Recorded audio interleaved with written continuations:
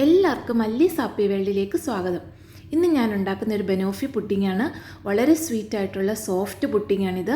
ഇതെങ്ങനെയാണ് ഉണ്ടാക്കുന്നതെന്ന് നോക്കാം. ഇത് ഉണ്ടാക്കാനായി 1 ക്യാൻ മിൽക്ക് മെയ്ഡ് നമ്മൾ കുക്കറിലൊന്ന് കുക്ക് ചെയ്തെടുക്കണം. അത് ടോഫി ഉണ്ടാക്കാനായിട്ടാണ്. ഇനി ആദ്യം ഇതിൻ്റെ ലേബലൊന്ന് പറിച്ച് കളയാം. അതിനുശേഷം ക്യാൻ കുക്കറിലോട്ട് വെച്ചിട്ട് നിറയെ വെള്ളം ഒഴിക്കണം. ക്യാൻ മുങ്ങിക്കിടക്കാൻ പാകത്തിന് വെള്ളം ഒഴിച്ചു കൊടുക്കണം. ക്യാനിൻ്റെ മുകളിൽ ഒരു 1/2 ഇഞ്ചെങ്കിലും വെള്ളം ഉണ്ടായിരിക്കണം. അതിനുശേഷം കുക്കർ അടച്ച് വെച്ച് നമുക്കിത് സ്റ്റൗവിൽ വെച്ച് കുക്ക് ചെയ്യാം. ഹൈ ഫ്ലെയിമിൽ ഒരു വിസിലും അതിനുശേഷം ഏറ്റവും ലോ ഫ്ലെയിമിൽ ഒരു 20 to 25 മിനിറ്റ് നമുക്കിത് കുക്ക് ചെയ്തെടുക്കണം. അതിനുശേഷം നമ്മൾ നല്ലപോലെ പ്രഷർ പോയതിന് ശേഷം കുക്കർ ഓപ്പൺ ചെയ്യാം. നമ്മൾ പ്രഷർ കളയണ്ട, തനിയെ പോയിട്ട് ഓപ്പൺ ചെയ്താൽ മതി. വെള്ളത്തിന് അപ്പോഴും നല്ല ചൂടായിരിക്കും. അതുകൊണ്ട് ഒരു തവി വെച്ചിട്ടോ ഇതുപോലെ ടോങ്സ് വെച്ചിട്ടോ ക്യാൻ നമുക്ക് റിമൂവ് ചെയ്ത് തണുക്കാനായിട്ട് മാറ്റി വയ്ക്കാം. ഉടനെ തന്നെ ക്യാൻ ഒരിക്കലും ഓപ്പൺ ചെയ്യരുത്, അത് തെറിച്ചു വരും, പൊട്ടിത്തെറിക്കും. സോ അതുകൊണ്ട് ഇത് നല്ലപോലെ തണുത്തതിന് ശേഷം മാത്രം ഓപ്പൺ ചെയ്യാവുള്ളൂ. ഞാൻ ഓവർനൈറ്റ് വെച്ചിട്ട് രാവിലെയാണ് ഇതെടുത്തത്. വൈകിട്ട് കുക്ക് ചെയ്ത് വെച്ചു, എന്നിട്ട് രാവിലെ ഓപ്പൺ ചെയ്തതാണ്. ഇതുപോലെ നല്ല കട്ടിയായിട്ട് കിട്ടും നമുക്ക് മിൽക്ക് മെയ്ഡ്. ഇതാണ് ടോഫി ആയിട്ട് നമ്മൾ എടുക്കുക. ഇതുപോലെ കട്ടിയായിരിക്കും, ഇതിന് നല്ല മധുരമായിരിക്കും. അതുകൊണ്ട് ഇത് മുഴുവൻ എടുക്കേണ്ട ആവശ്യമില്ല. ഞാൻ ഇതിൻ്റെ പകുതി മാത്രമേ എടുക്കുന്നുള്ളൂ. മുഴുവൻ എടുത്തു കഴിഞ്ഞാൽ നമ്മുടെ പുഡിങ്ങിന് ഭയങ്കര മധുരമായി പോകും. പിന്നെ നിങ്ങൾ എടുക്കുന്ന ട്രേക്ക് അനുസരിച്ചിട്ട് എന്തോരം ആവശ്യമുണ്ടെന്ന് വെച്ചാൽ അതനുസരിച്ച് എടുക്കാം. ഇപ്പം ഞാനതിൻ്റെ പകുതി മാത്രമേ എടുത്തിട്ടുള്ളൂ. ബാക്കി പകുതി ഞാനിവിടെ വെച്ചിട്ടുണ്ട്. അതുകൊണ്ട് ഞാനൊരു പായസം ഉണ്ടാക്കി നാളെ പോസ്റ്റ് ചെയ്യുന്നുണ്ട്. അതും കൂടി എല്ലാവരും ഒന്ന് കാണണം കേട്ടോ. ഇനി ഇതുപോലെ ഒരു സ്പൂൺ വെച്ചിട്ട് നല്ല പോലെ ഒന്ന് മിക്സ് ചെയ്ത് കഴിയുമ്പോൾ ആ ടോഫി നല്ല പോലെ നമുക്ക് പുഡിങ്ങിൽ സ്പ്രെഡ് ചെയ്യാൻ പാകത്തിന് ലൂസായിട്ട് കിട്ടും. ഇതുപോലെ ഒന്ന് ലൂസാക്കിയതിന് ശേഷം നമുക്കിതൊന്ന് മാറ്റി വയ്ക്കാം. ഇനി ഇതിലോട്ട് ഞാൻ കുറച്ച് ബട്ടർ മെൽറ്റ് ചെയ്ത് വെച്ചിട്ടുണ്ട്. അതുപോലെ ആരോ റൂട്ട് ബിസ്ക്കറ്റാണ് എടുത്തിരിക്കുന്നത്, ഒരു പാക്കറ്റ് എടുത്തിട്ടുണ്ട്. ഇനി ബിസ്ക്കറ്റ് ഒന്ന് പൊടിച്ചെടുക്കാം. ബിസ്ക്കറ്റ് പൊടിക്കാനായിട്ട് ഞാൻ ഇതുപോലെ ഒന്ന് പൊടിച്ച് മിക്സിയുടെ ജാറിലോട്ട് ഇട്ട് കൊടുക്കുന്നുണ്ട്. നിങ്ങളുടെ എടുക്കുന്ന ട്രേക്ക് അനുസരിച്ചിട്ട് ബിസ്ക്കറ്റിൻ്റെ എണ്ണം കൂട്ടുകയോ കുറയ്ക്കുകയോ ചെയ്യാവുന്നതാണ്. ഇപ്പം ഞാൻ ബിസ്ക്കറ്റ് പൊടിച്ചുകൊണ്ട് വന്നിട്ടുണ്ട്.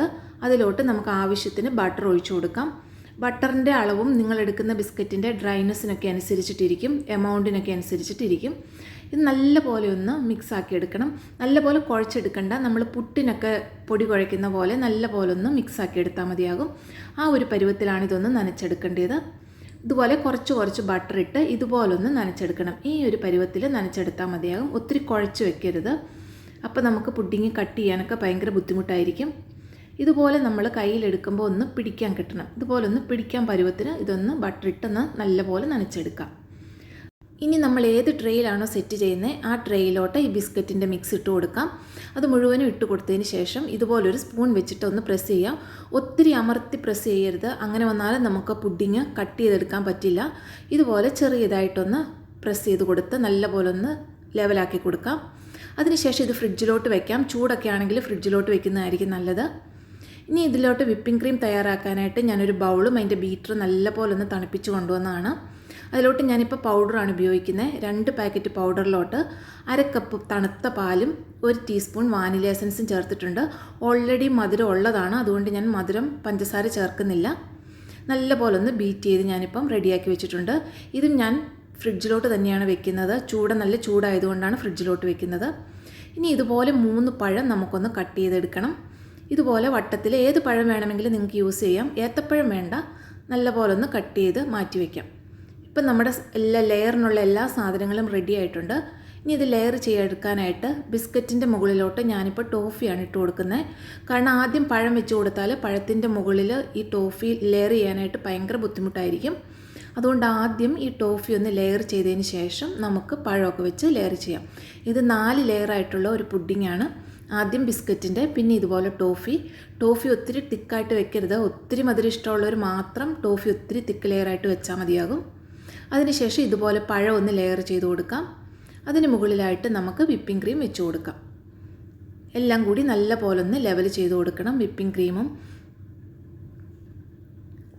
ക്രീം ലെവൽ ചെയ്തെടുക്കുമ്പോൾ ഇടയ്ക്കിടയ്ക്ക് നമ്മൾ എടുക്കുന്ന ആ സ്പാച്ചുലിയോ സ്പൂൺ എന്തായാലും ഒന്ന് തുടച്ചു കൊടുത്തു കഴിഞ്ഞാൽ നമുക്ക് നല്ല പോലെ പെട്ടെന്ന് തന്നെ ലെവൽ ചെയ്തെടുക്കാനായിട്ട് പറ്റും.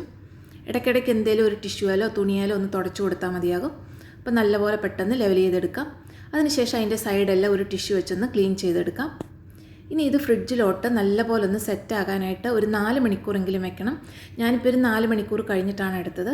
ഇനി ഇത് നമുക്ക് ഡെക്കറേറ്റ് ചെയ്യേണ്ട പണിയേ ഉള്ളൂ. അത് നമ്മുടെ ഇഷ്ടത്തിനനുസരിച്ച് ഡെക്കറേറ്റ് ചെയ്യാം. ഞാൻ കുറച്ച് ബിസ്ക്കറ്റിൻ്റെ പൊടിയും വാൽനട്ടും ഇട്ടാണെന്ന് ഡെക്കറേറ്റ് ചെയ്തത്. സൈഡിൽ കൂടെ എല്ലാം ബിസ്ക്കറ്റും വാൽനട്ടും ഇട്ട് ഡെക്കറേറ്റ് ചെയ്തു. അതിനുശേഷം ഒരു ഡിസൈൻ കൊടുക്കാനായിട്ട് നമ്മുടെ ടോഫിയിലോട്ട് കുറച്ച് ചൂട് പാലൊഴിച്ചൊരു ഡിസൈൻ കൊടുക്കാൻ നോക്കിയതാണ്. അത് തെറ്റിപ്പോയതുകൊണ്ട് ഒരു ടൂത്ത് പിക്കും കൊണ്ട് ചുമ്മാ ഒന്ന് കുത്തിവരച്ച് വെച്ചു. അത്രേ ഉള്ളൂ. വളരെ ടേസ്റ്റി ആയിട്ടുള്ള, വളരെ സോഫ്റ്റ് ആയിട്ടുള്ള നല്ലൊരു പുഡിങ്ങാണ്. എല്ലാവരും ഇതൊന്ന് ട്രൈ ചെയ്ത് നോക്കണം. വീഡിയോ ഇഷ്ടമായെങ്കിൽ ചാനൽ സബ്സ്ക്രൈബ് ചെയ്യുക, ലൈക്കും കമൻറ്റും ഷെയറും ചെയ്യുക. എല്ലാവർക്കും നന്ദി. Thank you.